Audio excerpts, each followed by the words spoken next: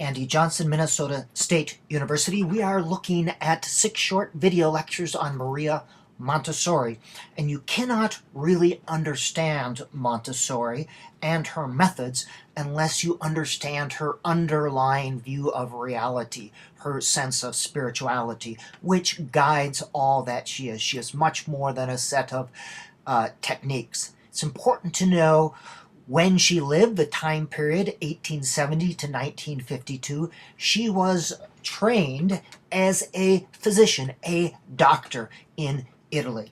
She thought that children grow from the inside out, whereas Piaget stressed the cognitive development, Montessori stresses the spiritual development.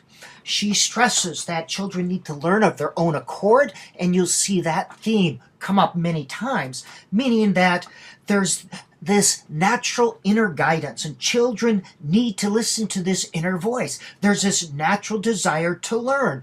If we can align our curriculum and our teaching with this natural desire, we will have authentic learning, and actually this will create a natural desire to want to learn.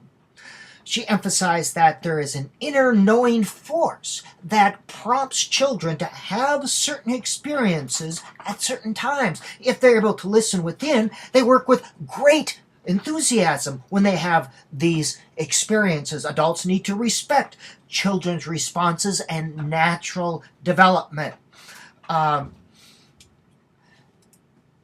So, part number 4, external inducements make the child dependent on approval. That is both rewards and punishments, grades and prizes. This keeps the child from finding his or her bliss or passion, from following his or her own path. We need instead to find activities that are intrinsically meaningful to children. Educators must follow the child, not decide what the child needs. We grow children in a garden. Children need make-believe and play for young children. That's how they learn. That's how they come to know the world. In the primary grades, play, imagination.